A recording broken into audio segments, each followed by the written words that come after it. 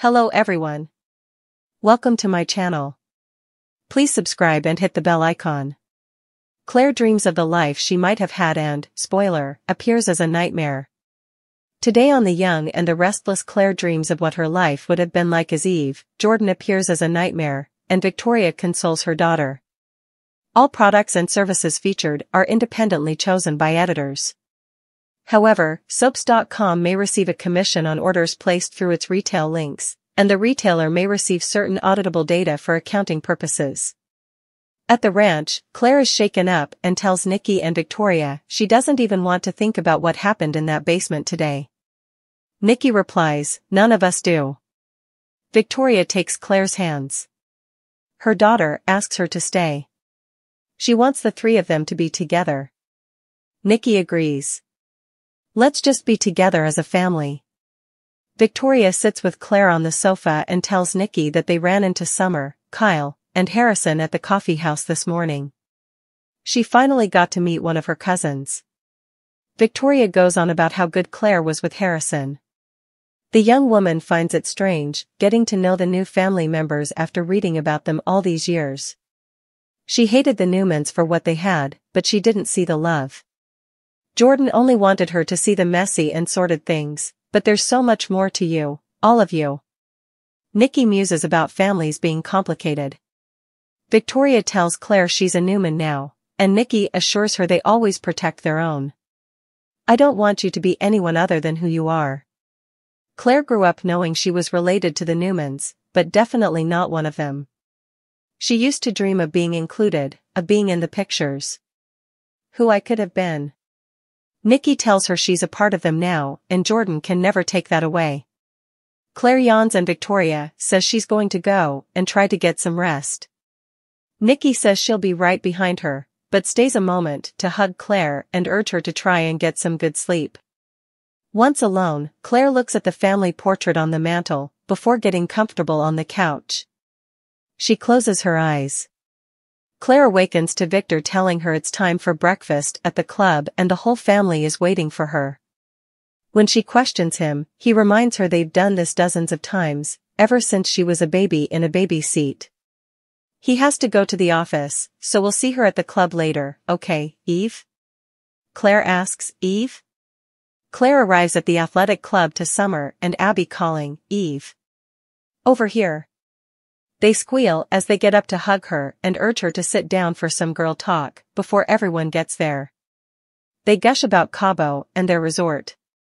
Claire asks, "What was your favorite part?" They talk about Eve being on the dance floor with a man, and how she's always the happiest person in the room. Claire asks, "You like me? I'm fun?" Summer tells her everyone knows she's the most fun Newman, and the most fashionable and charming. "You are the best cousin ever," they exclaim. Abby recalls Eve getting straight A's in boarding school. Cole and Nick walk in. Claire greets her dad and Nick complains about Cole beating him at racquetball. The men ask about the girls' trip and remark on the three of them being inseparable. Summer recalls that the only time they weren't was when Abby slept with her husband, but he brought them back together and made peace. Nick alludes to Eve being his favorite niece. When Summer calls to the waitress to order drinks, the woman turns and it's Jordan. Sinister music plays. Claire concentrates hard and Jordan disappears. Claire smiles. The talk at the table resumes with Cole chatting about Eve's fascination with lightning bugs when she was a child. Abby next tells a story about Eve catching the bouquet at one of Nikki and Victor's weddings. Summer laughs that when she was her maid of honor at her wedding in Milan, she refused to catch the bouquet even when she threw it right at her. Abby spouts that Eve tried to talk her out of doing the naked heiress thing. Devin shows up to join them and Summer says they're telling their favorite Eve stories. Devin remembers when she surprised Dom in the park in a full dinosaur costume. Abby wonders where they champagne is and Adam walks up. Eve gawps, "You work here?" Adam couldn't get a better job after Eve turned him into the police. Abby pipes up, not once, but twice.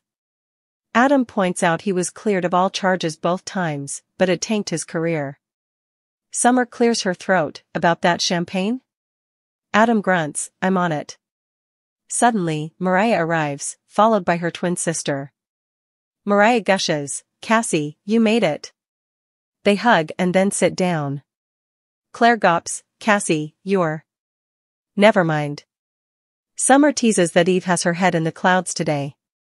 Cassie laughs, "Today and every other day."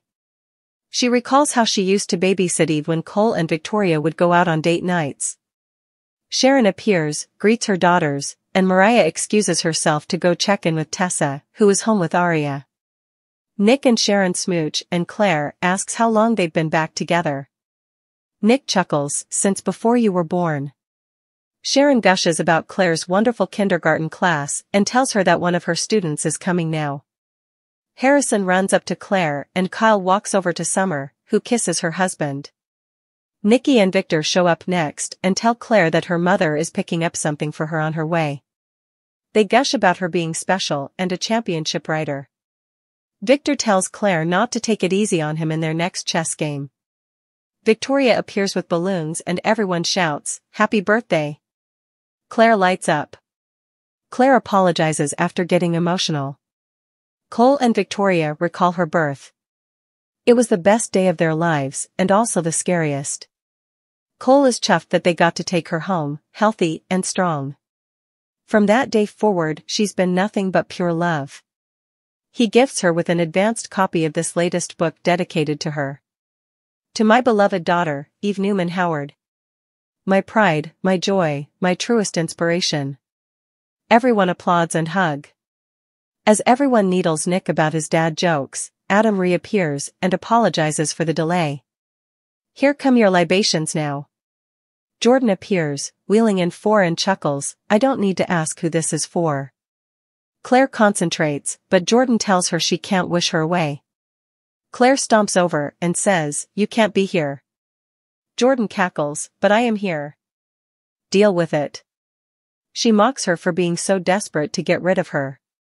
Claire says this is the life she was meant to have, "You can't take it from me." She has her life back now, in spite of her. Jordan seethes, "If you really want it that badly, come fight for it." Claire follows her into the jazz lounge. Claire is greeted by the doll with the bloody tear from the lake house. Jordan says, "This is not your life, it's a fantasy. It's a dream that will go poof and go away." Claire complains that Jordan taught her lies, how to hate. "You never taught me how to love." Jordan fumes that Claire tossed her away. Apparently, what she really wants is pony rides and party clothes. She reminds her of the facts about the Newmans. They robbed and cheated each other. That's who they are. That's who you choose to be with? Claire says yes, and they chose me too. Jordan warns they'll show their true colors. They rejected her. Claire argues they're not perfect, but neither is Jordan. At least they try to be better. Nothing you say matters anymore. You're trying to avenge someone who died decades ago, who doesn't even need avenging. Jordan snaps at her to respect her grandmother, Eve. Claire tells Jordan she's so obsessed with this, that her life is small and petty. Where is the joy? Jordan finds the prospect of destroying those people extremely joyful. Claire says she can't be saved. She wasted every second of her life. It's too late for you. Jordan tells her she's forgetting that she's unstoppable. I'm not finished. There's a lot more to burn down. Claire asks what that means. Jordan tells her she's forgotten where she came from. What I made you into, who you are. I changed the course of your life and I can do it again. Claire snaps that she's going back to her family. Jordan says they've brainwashed her. Claire argues, you brainwashed me. She taunts, you can't hurt me anymore, so just go to hell. She walks up the stairs, turns, and Jordan is gone. Claire returns to the dining room, where Adam stops her. She asks, what do you want? Adam warns her to work on her poker face. Even if you don't want to admit it, you are more like me than the rest of them know. Claire asks if he thinks she deliberately sabotaged him. He muses, the facts are the facts. Claire wants to keep her family safe and keep things right. Adam says, keep telling yourself. He can see her dark streak. If she were ever to let that out, this town wouldn't stand a chance. You'd be a force to be reckoned with. Claire informs him that they're nothing alike. You can't change, and I already have. Claire rejoins the family and the happy chatter at the table starts up again. She beams.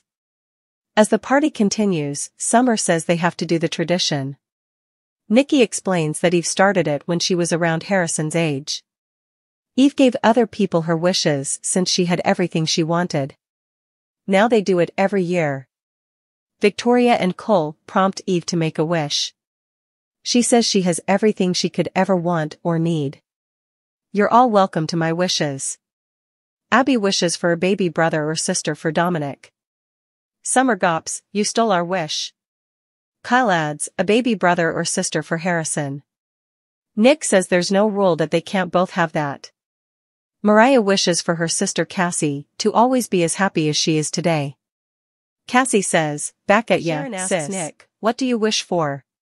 Nick first wants to ask them all something very important. How does a pickle celebrate its birthday? It relishes every moment. Boom. Everyone groans. Sharon wishes Eve a year full of happiness, love, and free coffee for the rest of the month. Victor toasts to his family being happy, wealthy, and healthy. They all enthuse. Cole says, so, Eve. Are you sure that you have everything that you want? There must be something out there that you wish for. Claire stands up and says she's blissfully happy to be there with all of them as part of this incredible family. But if I had one wish. I wish. Suddenly, Claire awakens from her dream on the sofa in the ranch living room. She calls, Mom? Mom. Victoria appears and asks if she had a bad dream. Claire looks at the photo, in which she's not present, and asks her mother to hold her. Victoria wonders how long it will be before they can rest easy again.